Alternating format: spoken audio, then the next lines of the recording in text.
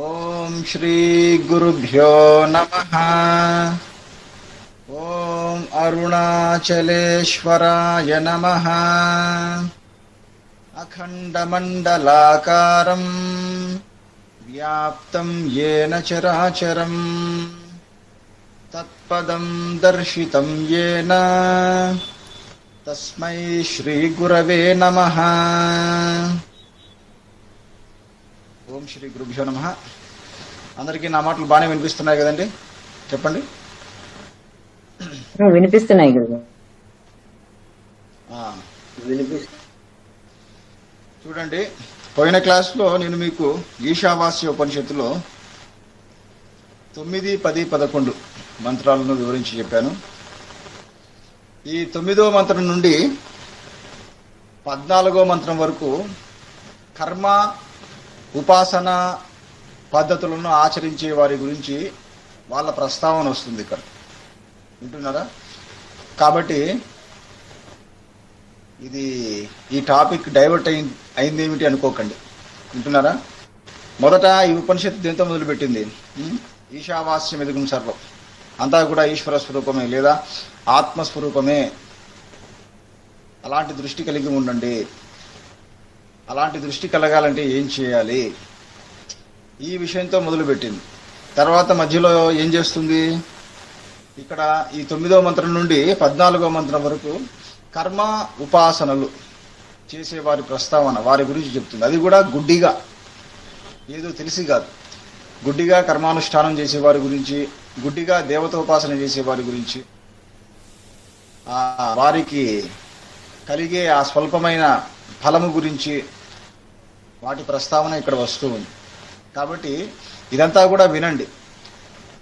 విన్న తర్వాత ఏం చేయాలి? ఇదంతా కూడా అద్వైత జ్ఞానం కింద సమన్వయం చేసుకోవాలి. అది విషయం. వింటున్నారా? అంటే దాని అర్థం ఏమిటి?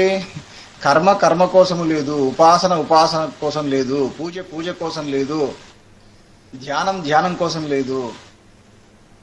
ఇవన్నీ దేనికోసం ఉన్నాయి చెప్పండి? చెప్పండి, ఇది చెప్తే మీకు అర్థమైనట్టు. ఇవన్నీ దేనికోసం ఉన్నాయి? అద్వైత జ్ఞానం, నేను భగవంతుడు ఒక్కటే అనే భావన కలగడానికి. అది ఇదంతా కూడా నా కోసం ఉన్నాయి, అంటే నా స్వరూపం కోసం. ఇవన్నీ కూడా ఇంకొక విధంగా చెప్పాలంటే ఇవన్నీ కూడా నా మూల స్వరూపాన్ని తెలియజేయడం కోసం ఉన్నాయి, లేదా దోహదం చేయడం కోసం, తెలియజేయడం కోసం కాదు. ఇవన్నీ కూడా నా మూల స్వరూపాన్ని తెలిసేలా దోహదం చేయడం కోసం, లేదా జీవుణ్ణి తన ఆత్మస్వరూపానికి లేదా మూల స్వరూపానికి దగ్గర చేసేందుకు ఇవన్నీ ఉన్నాయి.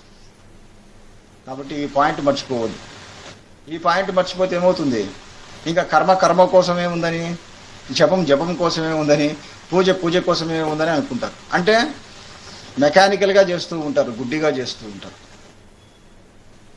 మనసు పెట్టి చేయరు. మరి ఎప్పుడు చేస్తారు? మనసు పెట్టి ఎప్పుడు చేస్తారంటే ఈ విషయం తెలుసుకున్నప్పుడు.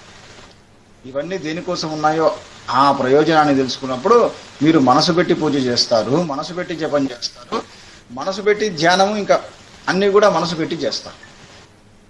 అది కాబట్టి అమూల్యమైన ఈ ఆత్మజ్ఞానాన్ని తెలుసుకోవడం వల్ల ఇక మీదట మీరందరూ కూడా తప్పకుండా మనసు పెట్టి పని చేస్తారు. అది తద్వారా మనస్సును శుద్ధి చేసుకుంటారు.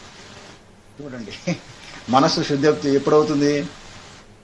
చేసే పని మీద మనసు పెడితే, చేసే పని మీద లగ్నం చేస్తే, అది అప్పుడు ఆటోమేటిక్గా అది కూడా అందులో కూడా భగవంతుడి సేవలు చేస్తూ ఉంటే, భగవంతుడి జ్ఞానాన్ని వింటూ ఉంటే, అంటే మనసు పెట్టి భగవంతుడి సేవలు చేస్తూ ఉండడం, మనసు పెట్టి భగవంతుడి జ్ఞానాన్ని లేదా ఈ ఆత్మజ్ఞానాన్ని వింటూ ఉంటే అప్పుడు తప్పకుండా మనసు శుద్ధి అవుతుంది.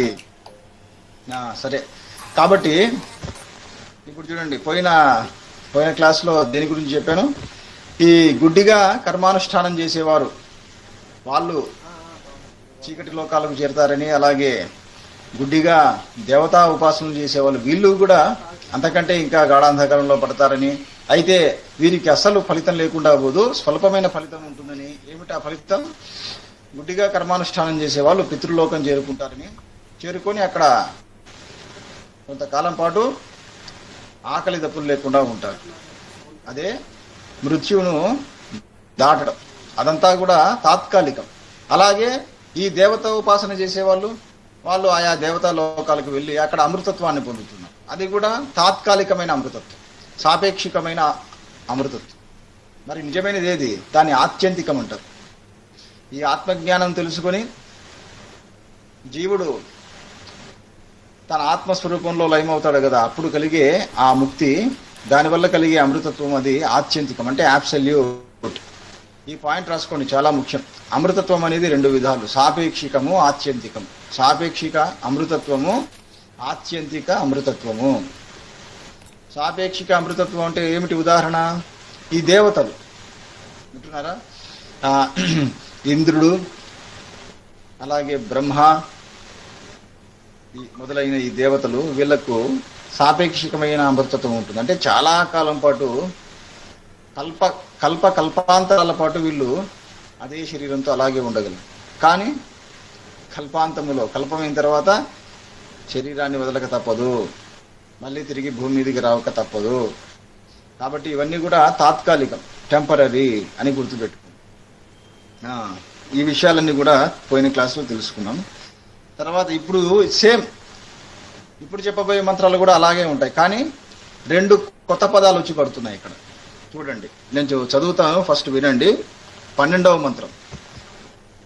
అంధం తమ ప్రవిశంతియే అసంభూతిముపాసతే. చూడండి, పోయిన మంత్రంలో ఏముంది? అంధం తమ ప్రవిశంతియే అవిద్యాముపాసతే.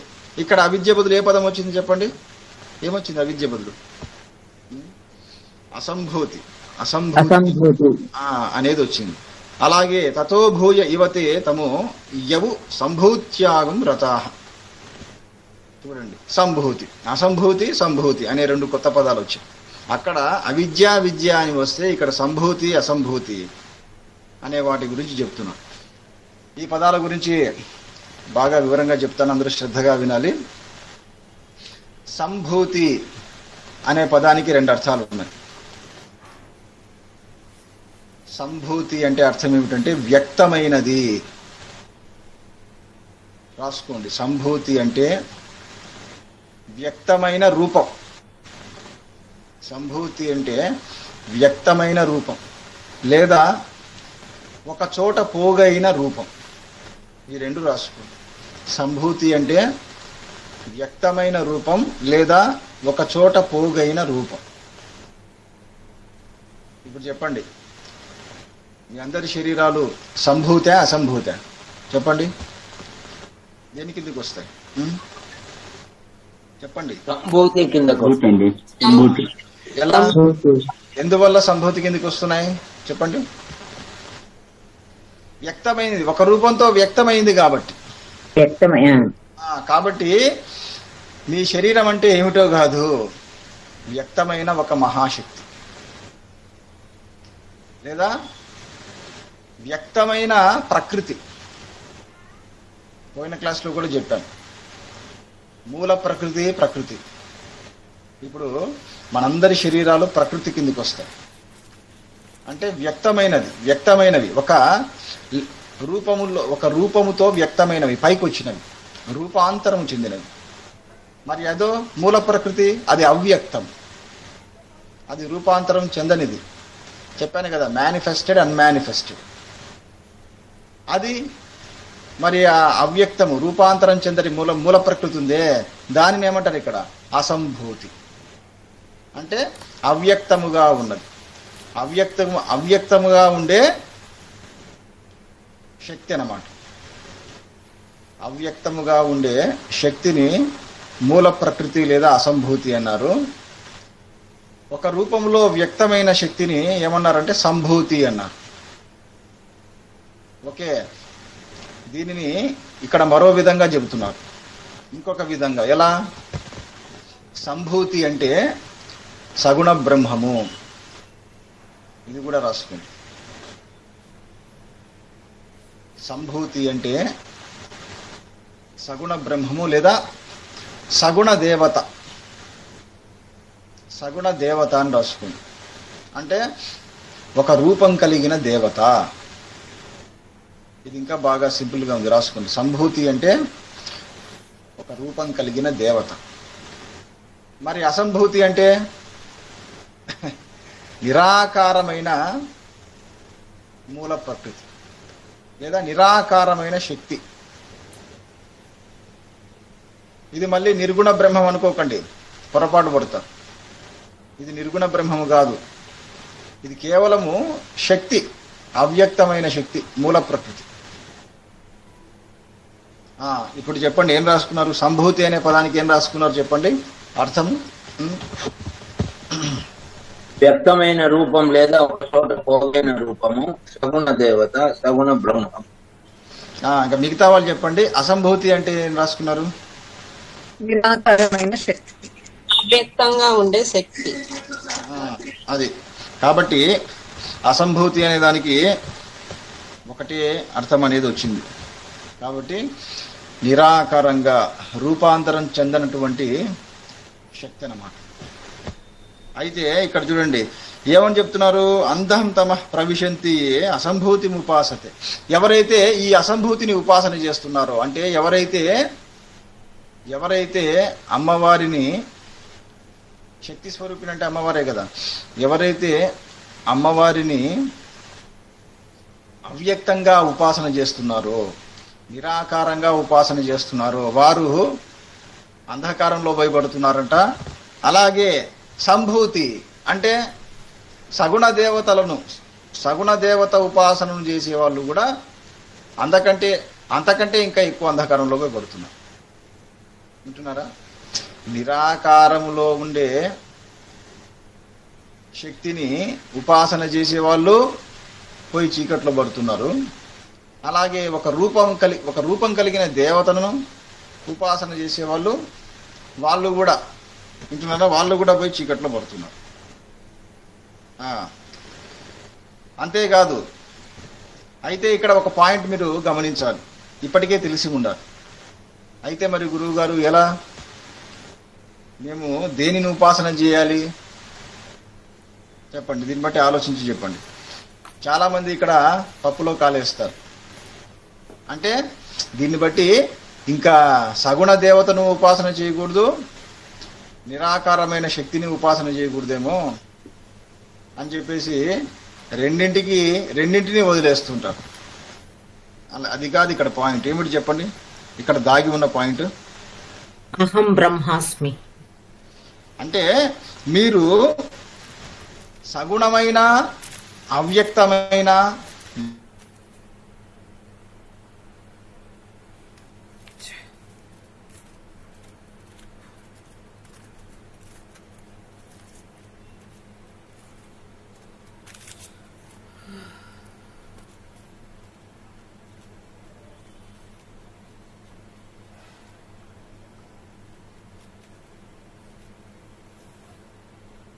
పూజను, జపాన్ని, ధ్యానాన్ని, యోగాన్ని, వీటన్నింటిని కూడా మీరు మీ స్వరూపంతో కలిపి పట్టుకోవాలి.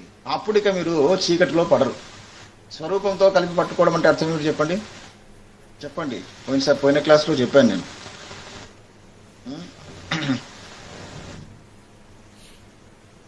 చెప్పండి, ఆలోచించి చెప్పండి.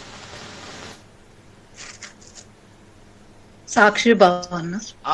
కరెక్ట్ అమ్మా, కరెక్ట్ చెప్పారు. చూడండి ఎందుకు ఇంత ఆలోచిస్తున్నారు మీరు.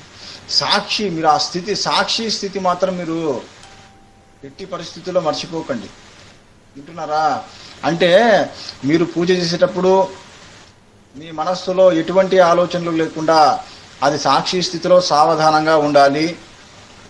ఇంకా ఇదే అప్లై చేసుకోండి. జపం చేసేటప్పుడు సావధానం, యోగము సావధానం, అది ఆ సావధాన స్థితి.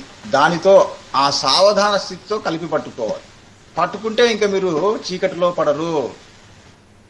మరి ఇక్కడ ఏది చీకటి? ఎప్పుడు చీకట్లో పడతారు? ఆ సావధానత లేకపోతే, ఆ అటెన్షన్ లేకపోతే అయిపోయింది. అటెన్షన్ లేకపోతే మిగిలేదేమిటి? అటెన్షన్ లేకపోతే మిగిలేది టెన్షనే లేదా డిస్ట్రాక్షనే. ఇది ఇంకా కరెక్ట్. అటెన్షన్ లేకపోతే ఏముంటుంది? డిస్ట్రాక్షన్ ఉంటుంది, డైవర్షన్ ఉంటుంది. డిస్ట్రాక్షన్ అంటే అర్థం ఏమిటండి చెప్పండి? అదేనా డైవర్షన్ అయినా? డిస్ట్రాక్షన్ అంటే అదే వస్తుందా అర్థము? చెప్పండి. అట్రాక్షన్ ఆపోజిట్ డిస్ట్రాక్షన్ ఉండొచ్చు గురూజీ. ఆ, కాబట్టి సరే అయితే డైవర్షన్ చెప్తాను. ఎప్పుడైతే మీలో అటెన్షన్ ఉండదో ఇంకా మీ మనసుకు డైవర్షన్ ఉంటుంది. అప్పుడేమవుతుంది, అప్పుడు మీరు పూజ చేస్తుంటారు, మీ మనసు అక్కడ ఉండదు, రకరకాల ఆలోచనలతో అది డైవర్ట్ అవుతూ ఉంటుంది. వింటున్నారా? అలాగే జపం చేసేటప్పుడు, ధ్యానం చేసేటప్పుడు ఈ విధంగా ఎవరైతే ఈ కర్మలు చేస్తుంటారో, ఉపాసనలు చేస్తుంటారో వారందరూ కూడా పోయి చీకట్లో పడుతున్నారు. చూడండి. కాబట్టి ఇక మీరు డైవర్షన్తో చేయకండి, అటెన్షన్, కంప్లీట్ అటెన్షన్తో చేయండి, సావధాన స్థితిలో చేయండి. మరి ఆ అటెన్షన్ ఎప్పుడు వస్తుంది మీకు? ఎప్పుడు వస్తుంది చెప్పండి? ఇందాకే చెప్పారు. సాక్షి అది ఆ స్థితిలో ఉండండి. అది చాలా గొప్పది. ఇంకా నేను చెప్పాల్సిన అవసరం లేదు. ఆ స్థితిలో ఉంటే చాలు. ఇంకా ప్రతిరోజు ఏం చేస్తారు? మీకు ప్రతిరోజు కూడా మీరు కొద్దిసేపు మీరు ఫ్రీగా ఉన్నప్పుడు కళ్ళు మూసుకొని అలా కూర్చొని ఉండండి, అంతే. అప్పుడేమవుతుంది, మెల్లిమెల్లిగా మీ మనస్సు నిశ్చలమవుతుంది. అప్పుడు ఆటోమేటిక్గా మీలో ఆ అటెన్షన్ అనేది, ఆ సావధానత అనేది ఆటోమేటిక్గా వస్తుంది. అది కాబట్టి ఇక ప్రతిరోజు ఇది ప్రాక్టీస్ చేయండి, ఆ స్థితిలో ఉండడం. తర్వాత ఏమవుతుంది, ఆ స్థితిలో ఉండి ప్రవర్తిస్తూ ఉండడం, ఆ స్థితిలో ఉంటూనే ఇతరులతో బిహేవ్ చేయడం కూడా అలవాటు చేసుకుంది. అది కాబట్టి ఇదే చెబుతున్నారు. అంధం తమ ప్రవిశంతి ఏ అసంభూతి ముపాసతే తతో భూయ యువతే తమో యవు సంభూత్యాం రతాహ. తర్వాత ఇక్కడ చూడండి, సేమ్ పోయిన మంత్రం లాగా ఇక్కడ కూడా ఫలితం చెబుతున్నారు. అయితే మరి ఈ సగుణ దేవతను ఉపాసన చేసే వారికి, నిరాకారమైన ఆ మూల ప్రకృతిని ఉపాసన చేసే వారికి ఫలితం ఏమి ఉండదా అంటే ఉంటుంది నాయన. అయితే స్వల్పమైన ఫలితమే ఉంటుందని చెప్తున్నారు. ఏది? అన్యదేవాహు సంభవాత్ అన్యదాహు అసంభవాత్. కాబట్టి ఈ సంభూతిని ఉపాసన చేసే వారికి కలిగే ఫలితం వేరు, అసంభూతిని లేదా మూల ప్రకృతిని ఉపాసన చేసే వారికి కలిగే ఫలితం వేరు. ఏమిటంట ఆ ఫలితం? ఈ వీరున్నారు చూడండి, ఈ సంభూతిని అంటే ఈ సగుణ దేవతను ఉపాసన చేసే వారికి కలిగే ఫలితం ఏమిటంటే వారికి అణిమాది అష్టసిద్ధులు వస్తాయంట. విన్నారు కదా? అణిమ, లఘిమ, మహిమ, గరిమ, ఈశాన్యము, ప్రాకామ్యము, వశిత్వము, ఈశత్వము, వశిత్వము, ఇవి ఇలాంటివి అన్నమాట. ఇవి అష్టసిద్ధులు అంటారు. ఇవన్నీ కూడా సిద్ధిస్తాయి ఎవరైతే ఈ సంభూతిని ఉపాసన చేస్తుంటారు, ఎవరైతే సగుణ దేవతను ఉపాసన చేస్తూ ఉంటారో వారికి ఈ అష్టైశ్వర్యాలు లభిస్తాయి, సిద్ధిస్తాయి.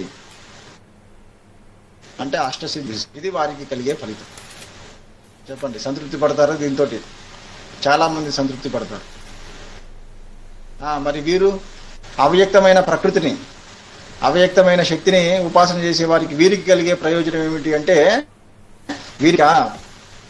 వీరు ఆ మూల ప్రకృతిలో లయమైపోయే సామర్థ్యాన్ని సంపాదిస్తారు.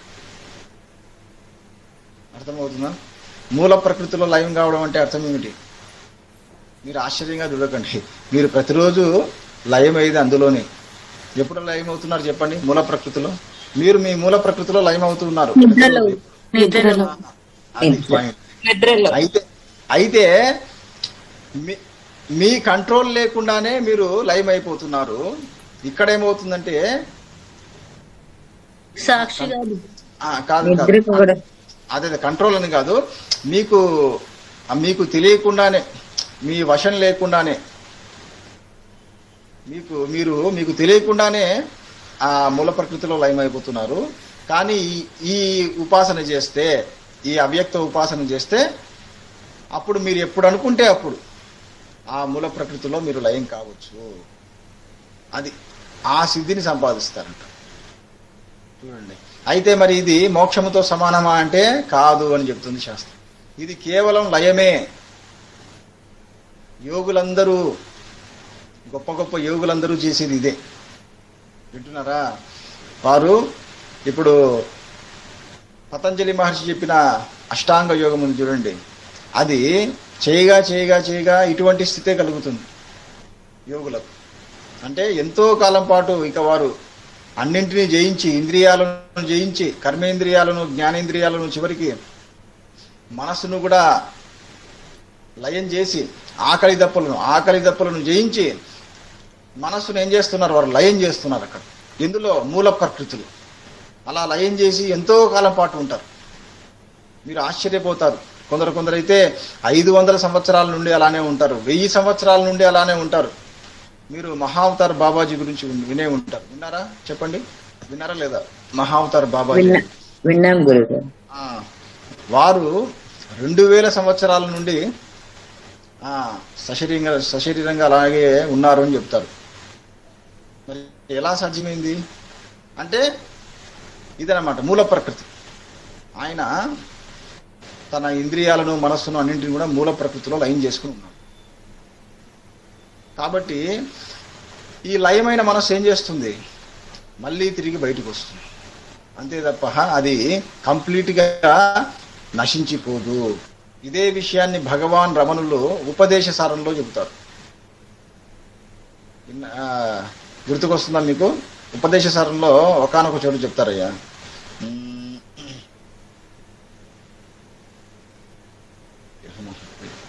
చాలా అద్భుతంగా ఉంటుంది. అక్కడ ఏం చెప్తారంటే, నాయన లయమైన మనస్సుకు నాశనం అనేది 2 విధాలుగా ఉంటుంది. చూడండి, మనస్సుకు నాశనం 2 విధాలుగా ఉంటుంది. ఒకటి లయము, ఇంకొకటి నిజమైన వినాశం. ఈ లయమైన మనస్సు మళ్ళీ తిరిగి వస్తుంది. ఈ నశించిపోయిన మనస్సు, జ్ఞానము ద్వారా నశించిపోయిన మనస్సు ఇక మళ్ళీ పుట్టదు, తిరిగి రాదు అనే భావంతో ఒక శ్లోకం ఉంటుంది. అది చాలా అద్భుతంగా ఉంటుంది. చూడండి, అంటే అక్కడ కూడా భగవాన్ చెప్పడం జరిగింది. కాబట్టి మూల ప్రకృతిలో మనస్సు లయమైపోయింది అంటే అది మోక్షము అనుకోకండి, అది మోక్షము కాదు. అంటున్నారా? మరి మోక్షం అంటే ఏమిటి? మనస్సు తన మూల స్వరూపం యొక్క తత్వాన్ని బాగా తెలుసుకోవాలి. తెలుసుకుంటూ అది శుద్ధం కావాలి, మనస్సు శుద్ధం అవ్వాలి, నిశ్చలమైపోవాలి. అప్పుడు ఏం చేస్తుందంటే అది తన మూల స్వరూపంలో కరిగిపోతుంది, కలిసి కరిగిపోతుంది. అది సమగ్రం ప్రవిలీయతే. అది ఇంకా సమగ్రంగా అది దాంట్లో కలిసిపోతుంది. సమగ్రంగా కలిసిపోవడం అంటే అర్థం ఏమిటి? ఒక ఉప్పు నీటిలో బాగా కలిసిపోవడం. ఇప్పుడు ఉప్పుని తీసుకొని మీరు నీటిలో వేసారనుకోండి, చెప్పండి ఏమవుతుంది? అది ఇంకా కంప్లీట్గా కలిసిపోతుంది నీటిలో.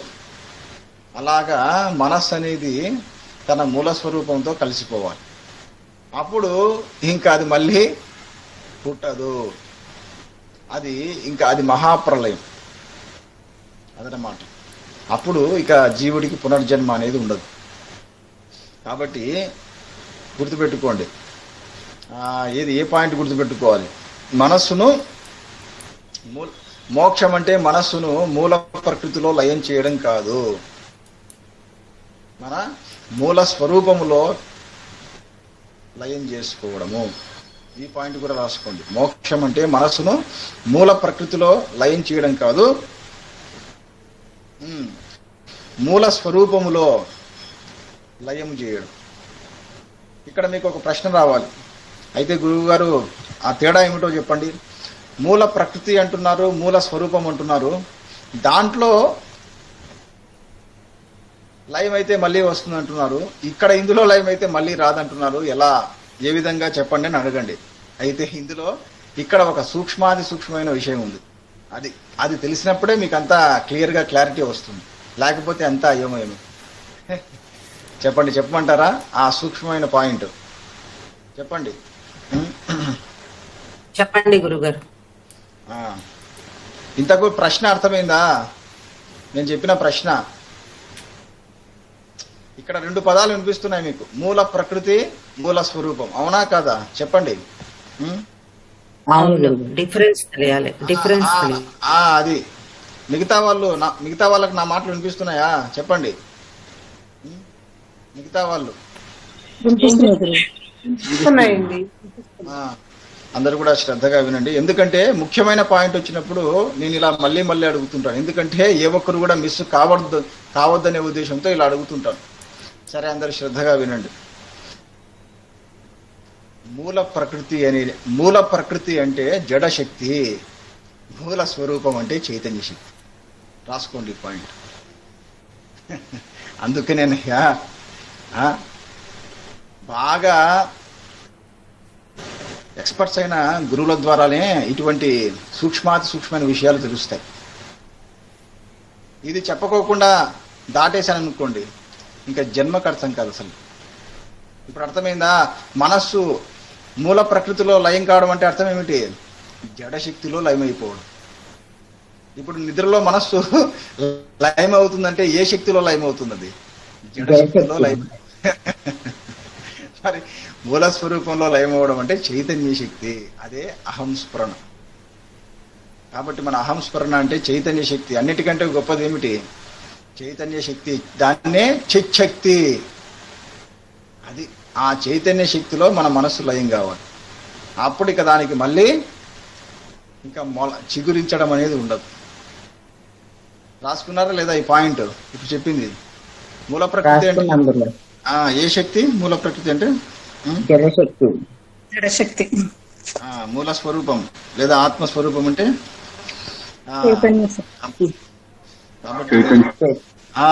రెండు.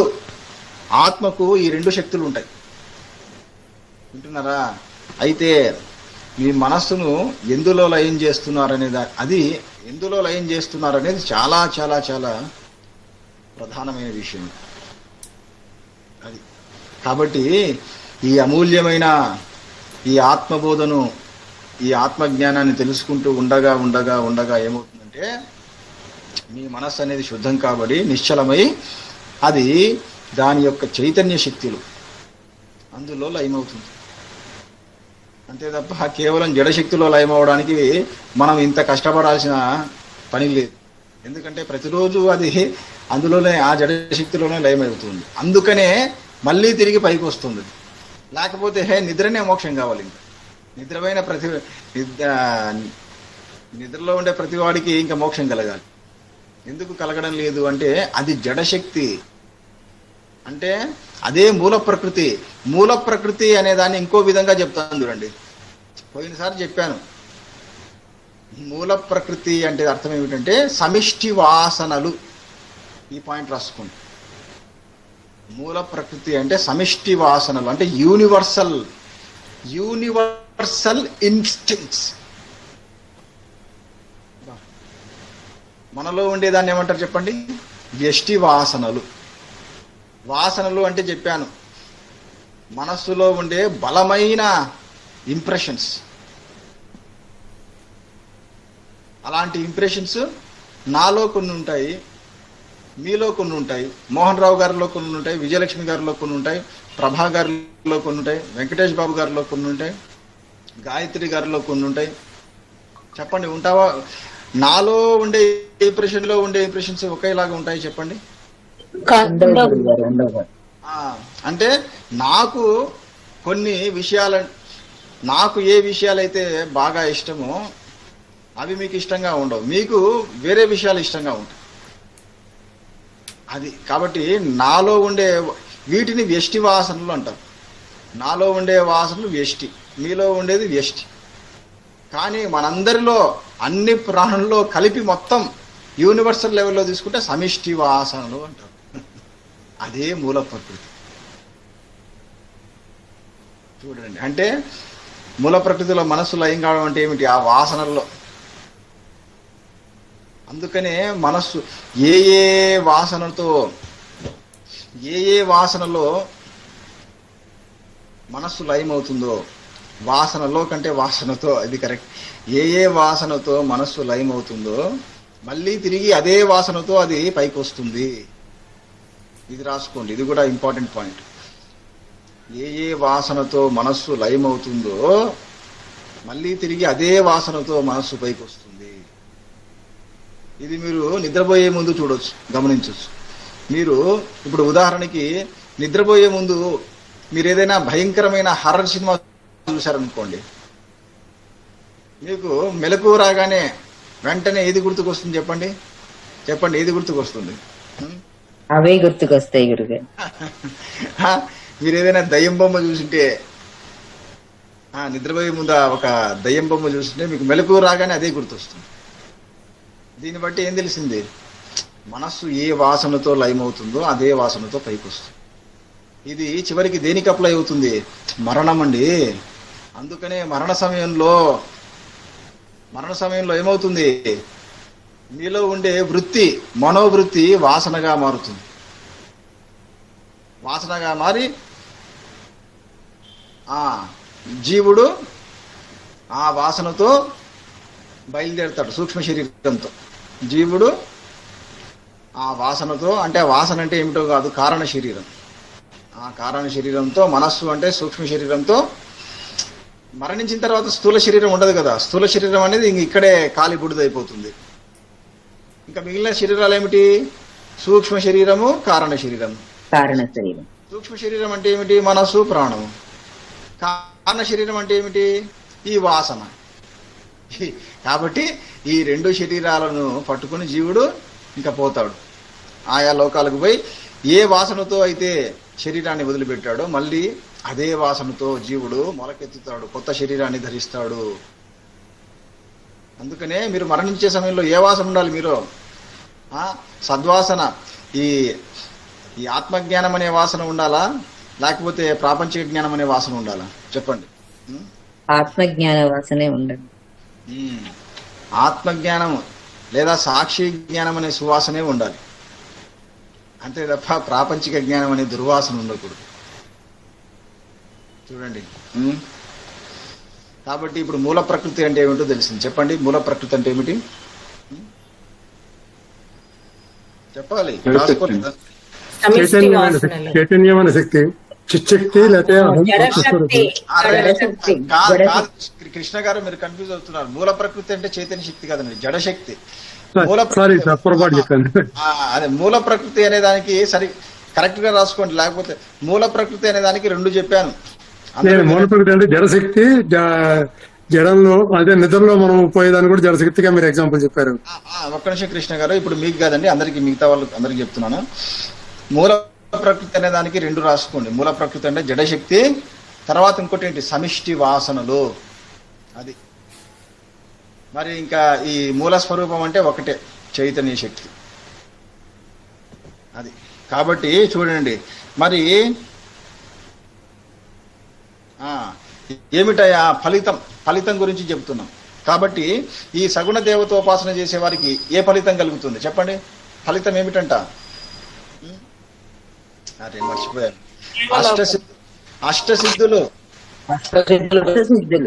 అష్టసిద్ధులు వస్తాయి, సిద్ధిస్తాయి.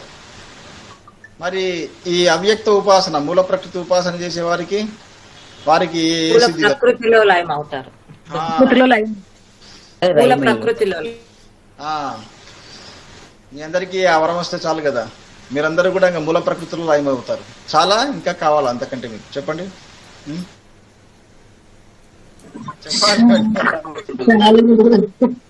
చాలా ఎవరమ్మా చాలా అని చెప్తున్నారు మీరు? అది మీరు మూల ప్రకృతిలో లయమవుతే ఏమవుతుంది? మళ్ళీ మీ మనస్సు తిరిగి పైకి వస్తుందండి. అదే కదా ఇంతసేపు చెప్పింది. మూల స్వరూపంలో కావాలండి. అది మీ మనస్సు అనేది మీ మూల స్వరూపంలో లయం కావాలి, మూల ప్రకృతి కాదు. మీకు ఇంకా సింపుల్ గా అర్థమయ్యేలా చెప్తాను చూడండి. మూల స్వరూపం అంటే ఆత్మ అండి, మీ ఆత్మస్వరూపం. ఓకే. మూల ప్రకృతి అంటే శక్తి. ఆత్మకు శక్తి ఉంటుంది కదా, అది ఆత్మశక్తి. దాన్నే మాయాశక్తి అంటారు.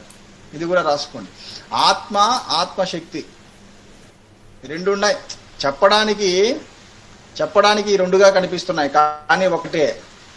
ఇప్పుడు నేను మోహన్ రావు శక్తి అని చెప్పాను అనుకోండి, అది రెండా ఒకటే? చెప్పండి, రెండా ఒకటే? ఒకటే గురుగారు. అది ఒక్కటే, కానీ చెప్పేటప్పుడు అది రెండుగా కనిపిస్తుంది. అలాగే ఆత్మశక్తి అని ఈ రెండు ఉన్నాయన్నమాట. రెండు కాని రెండు. ఇక్కడ ఆత్మశక్తిని ఏమన్నారంటే మాయాశక్తి.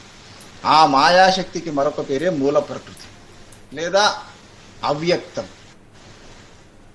ఇదంతా రాసుకోండి. ఆత్మశక్తి, ఆత్మశక్తికి యారో మార్క్ వేసుకొని మాయాశక్తి, దానికి మళ్ళీ యారో మార్క్ వేసుకొని మూల ప్రకృతి. అంటే ఇదంతా ఒకటే అని.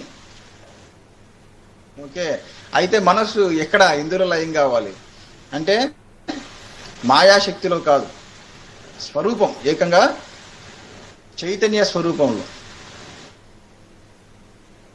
అంటున్నారా. ఆత్మ అంటే ఏమిటయ్యా? సత్తు చిత్తు కదా, చెప్పానా? సత్తు చిత్తు.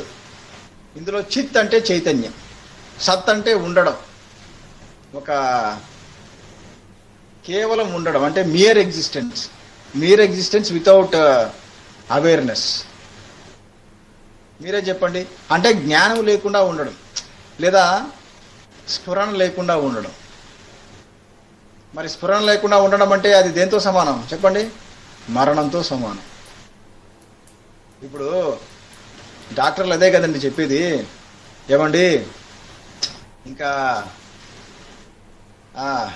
మీ వాళ్ళకి అదే మీకు కావాల్సిన వ్యక్తికి అది బ్రెయిన్ డెడ్ అయిపోయింది.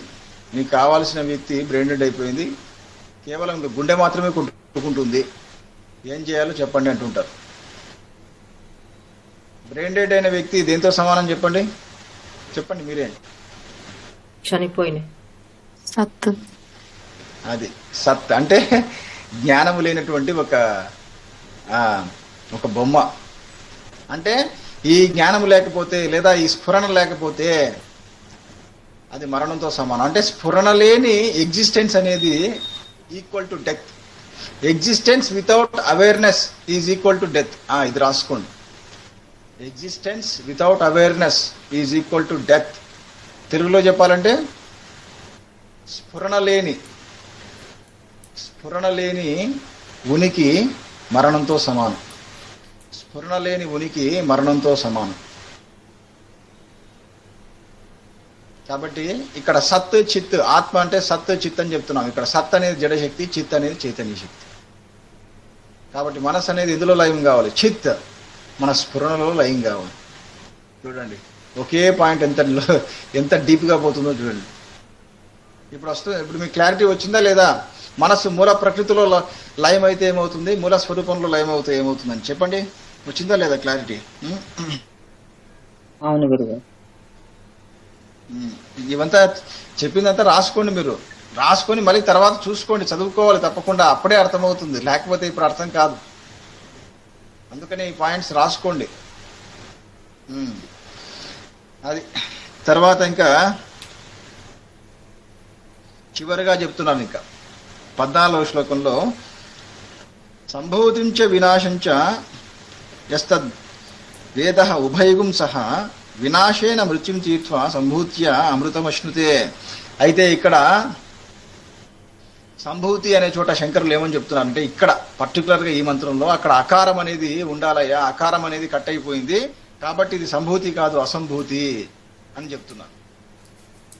అయితే మరి ఇక్కడ సంభూతి ఎక్కడ వచ్చిందండి అంటారా? వినాశం అని ఉందే, వినాశం అనేది సంభూతి. వినాశనం అనేది దేనికి ఉంటుంది చెప్పండి? ఒక వ్యక్తమైన రూపానికి ఉంటుందా, అవ్యక్తమైన దానికి ఉంటుందా? వినాశనం దేనికి ఉంటుంది చెప్పండి? అది కాబట్టి ఇక్కడ వినాశం అంటే ఇంప్లాయిడ్ సంభూతి. అది కాబట్టి ఇది కూడా చాలా బాగా కేర్ఫుల్గా ఉండాలి, లేకపోతే కన్ఫ్యూజ్ అయిపోతారు. కాబట్టి ఇక్కడ సంభూతించ అనేది ఇక్కడ వాస్తవంగా అసంభూతించ అని ఉండాలి. అసంభూతించ వినాశంచ యస్తద్వేద ఉభయగుం సహ. మరి ఎవరైతే ఈ రెండింటిని కలిపి పట్టుకుంటారో, దేనిని? సంభూతిని అసంభూతిని. అంటే ఎవరైతే ఈ రెండింటిని కలిపి ఉపాసన చేస్తారో వారికి ఎటువంటి ఫలితం లభిస్తుంది అంటే మృత్యువును దాటిపోతారు, అమృతత్వం అనేది సిద్ధిస్తుంది.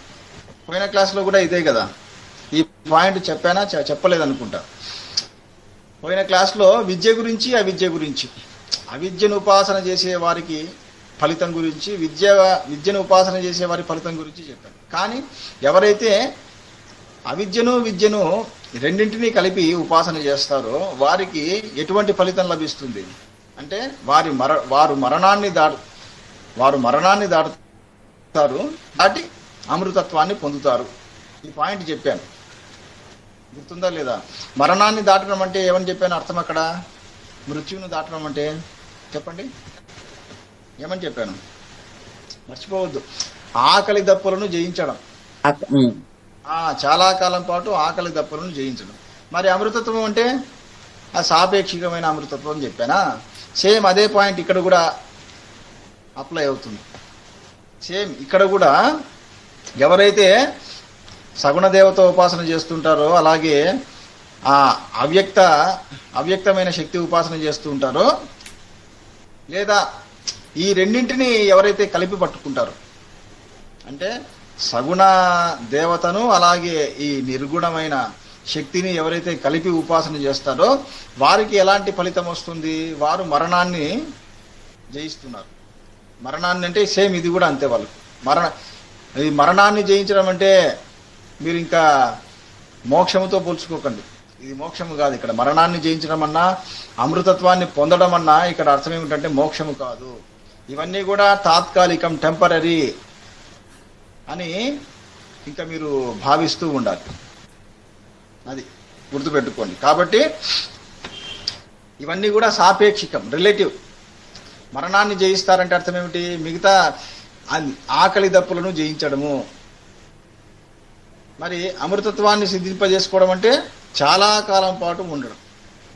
మిగతా వారితో పోల్చుకుంటే, మనుషులతో, పితృదేవతలతో పోల్చుకుంటే, అలాగే మామూలు చిన్న చిన్న దేవతలతో, గంధర్వులతో పోల్చుకుంటే వాళ్ళకంటే కూడా చాలా కాలం పాటు, కల్పాంతర కాలం పాటు వరకు ఉండడం. ఇది సాపేక్షికమైన అమృతత్వము అని గుర్తుపెట్టుకోండి.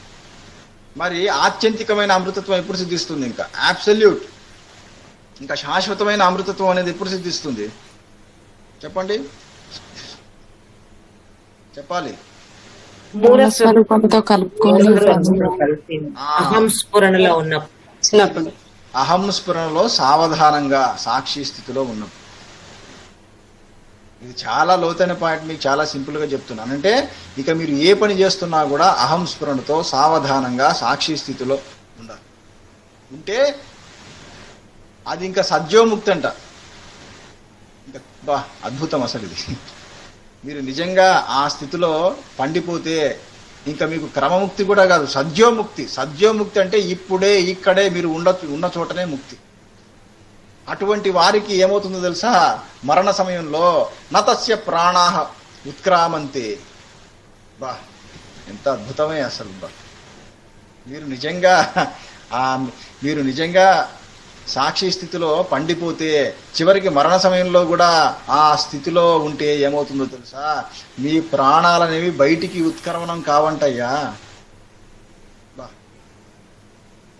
చనిపోయేటప్పుడు ప్రతి ఒక్కరికి ఏం జరుగుతుంది? వారి మనస్సు ప్రాణాలు బయటికి వస్తాయి, వారి శరీరం నుండి బయటకు వచ్చి ఇంకా ఆయా లోకాలకు పోతూ ఉంటాయి. కానీ మీరు ఆ అతి గొప్ప సాక్షి స్థితిలో ఉంటే ఏమవుతుంది? అప్పుడు మీ మనస్సు ప్రాణాలు పైకి రావంట, అవి మీ మూల స్వరూపంలోనే కలిసిపోతున్నాయి. ఏ విధంగా అంటే ఉదాహరణ ఇస్తున్నాను. ఒక సముద్రం నుండి పైకి వచ్చిన ఒక పెద్ద అల మళ్ళీ తిరిగి ఆ సముద్రంలోనే లయమైపోయినట్టు, కలిసిపోయినట్లు ఏ మూల స్వరూపం నుండి అయితే మీ మనస్సు ప్రాణశక్తి పైకొచ్చాయో అవి చైతన్యము లేదా అహంస్ఫురణ అనే ఆ మహాసముద్రంలో మీ మూల స్వరూపంలో కలిసిపోతుంది. అంతే తప్ప అవి పైకి రావు అని చెప్తుంది ఉపనిషత్తు. చూడండి ఎంత అద్భుతం అసలు. అందుకనే అజ్ఞానికి జ్ఞానికి ఎంతో తేడా.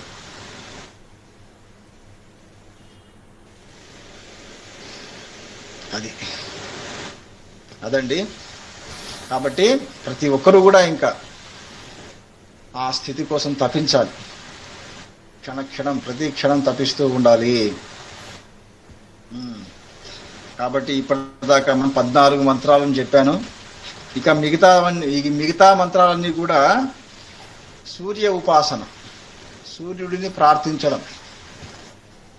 వీటి గురించి నేను మళ్ళీ శ్రీకాకుళం వెళ్ళి వచ్చిన తర్వాత చెప్తాను. చెప్పాను కదా, నేను వచ్చే సోమవారం సాయంత్రము పలాసకు ప్రయాణం కావలసి ఉందండి. అది శ్రీకాకుళంలో ఉంటుంది. ఎందుకంటే దేవీ నవరాత్రుల సందర్భంగా నా ప్రవచన కార్యక్రమాన్ని ఏర్పాటు చేశారు. కాబట్టి నేను సోమవారం సాయంత్రం బయలుదేరుతున్నాను. మళ్ళీ శుక్రవారం వస్తాను నేను. ఈ లోపల మీరు ఖాళీగా ఉండకుండా ఏం చేస్తుంటారు చెప్పండి?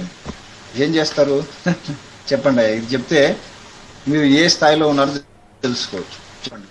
వీడియో క్లాసులు వింటూ ఉంటాం గురువు గారు. అంతేనా? ఇంకా చెప్పండి.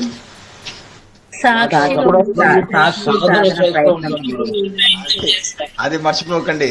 మెయిన్ ఇప్పుడు ఇక్కడ మీకు అసలైన సాధన ఏంటంటే నా క్లాసులు వినడమే కాదు, ఇంప్లిమెంట్ చేయండి. అది ఇంకా ఆ స్థితిలో ఉండండి. ఇంకా మీరు ఏ పని చేస్తున్నా కూడా సావధానంగా సాక్షి స్థితిలో ఉంటే ఇంకా అంతకంటే మించింది ఏదీ లేదు. కాబట్టి ఇక మళ్ళీ రేపు నేను బహుశా మళ్ళీ నేను గండికి వెళ్ళే పని ఉంటుందండి. నేను 100% చెప్పలేను, కానీ నేను రేపు మెసేజ్ చేస్తాను. కాబట్టి ఒకవేళ నేను రేపు గండి క్షేత్రానికి వెళ్ళేది ఉంటే ఇక మళ్ళీ నేను శ్రీకాకుళం నుండి వచ్చిన తర్వాతే మళ్ళీ నా క్లాస్ ఉంటుంది. కాబట్టి మీరందరూ కూడా ఈ సమయాన్ని, ఇన్ని రోజుల సమయాన్ని వృధా చేసుకోకుండా సావధానంగా ఉండండి, సాక్షి స్థితిలో ఉండండి. ఓం అరుణాచలేశ్వరాయ నమః. ఓం శాంతి శాంతి. ఓం శ్రీ గురుభ్యో నమః. అరుణాచలేశ్వరాయ నమః. గురూజీ